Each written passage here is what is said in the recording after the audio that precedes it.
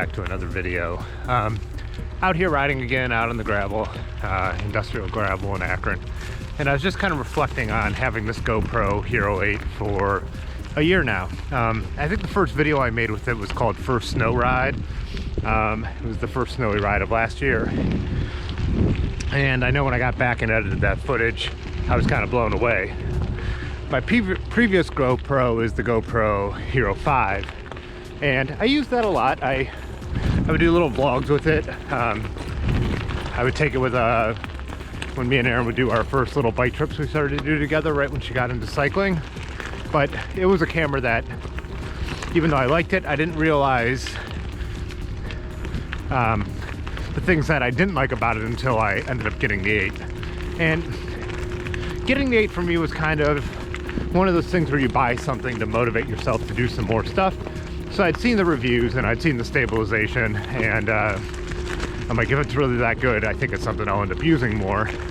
And that turned out to be the case. I got it, you know, in the fall, like I said, it was about a year ago, so November. And last year's weather turned pretty quick, so I didn't use it all that much. You know, I did a couple videos of the rats riding, you know, my Wednesday night group.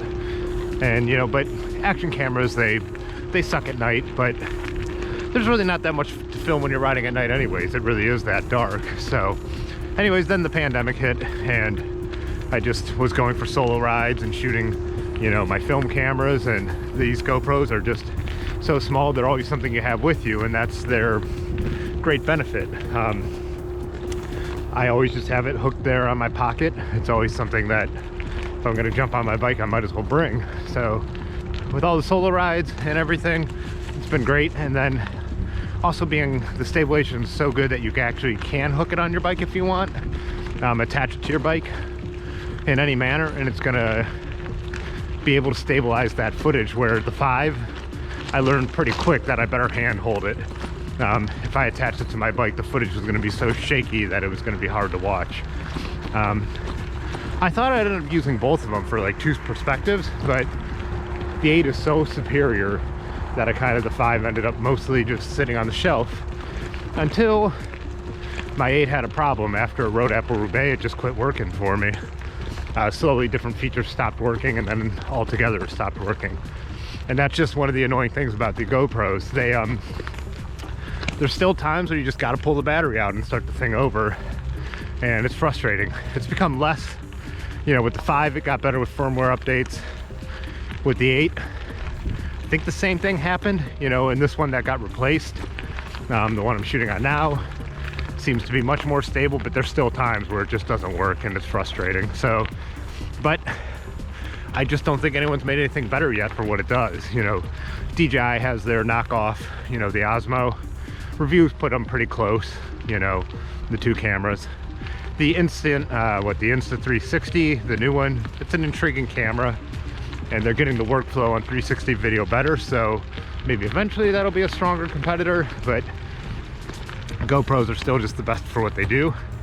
The new Hero 9 is very compelling, but I don't see a reason yet to upgrade from the 8.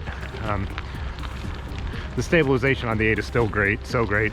I shoot the 8 in 2K, and then what I do when I render the footage, I render it in 4K, and in daylight it still just looks good.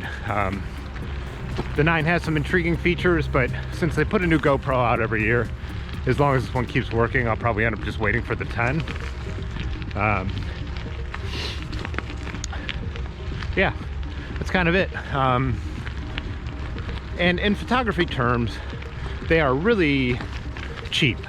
So, you know, before I was a professional, you know, $350, $450, depending on what deal you get and what iteration over time.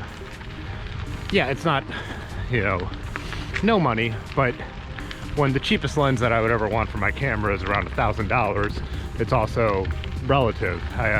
The memory card for my R5, I think, was a few $100s. So, you know, just depends on where you're at and how you use it. The fact that this thing is on me at almost all times, I've definitely got my money's worth out of it over the year. So what would I say to someone who's looking to get a GoPro? Or if you have one, should you upgrade? You know, like I said, having the 8, I don't feel the need to get the 9. But if you have anything 7 or before and you're considering it, I'd say go for it. I would definitely go and buy the 9. If you don't have one, you know, and you think you want to do some of this stuff, like I said, it's not that huge of an investment in the photography world. I would go ahead and get it. I don't think most people upgrade year to year. People do either just have money or beat the hell out of them or do the extreme sports. If you are like a really extreme sports guy, the 9 has like the compelling feature of that horizon leveling and stuff like that. If you use it the way I do, mostly handheld, the 8's got you covered. I never used the 7. Like I said, I went from the 5 to the 8, so hard to say if you should go from the 7 to the 9. From the reviews I've seen, I think you could probably get away with the 7, but again, just depends on your budget and what you're really out there doing. Since I am going to make one of these videos where I'm going to talk a little bit to the camera, which is my least favorite thing to do, but thought I'd just talk about what's going on. And I've decided to tighten up my circle with Northeast Ohio. Pandemic is really going nuts here. Our hospitals are at near capacity. I don't want to add to the problem. I don't care about your political views about it. I like to help out my friend Rick, who I bought the studio from. He is definitely someone who would be a high-risk person, and I just want to have a clean conscience when I go to give him a hand with things. And so I'm really tightening my circle. So I think the videos, you know, it's kind of going to be back to where I was last spring when we didn't know what this thing was all about.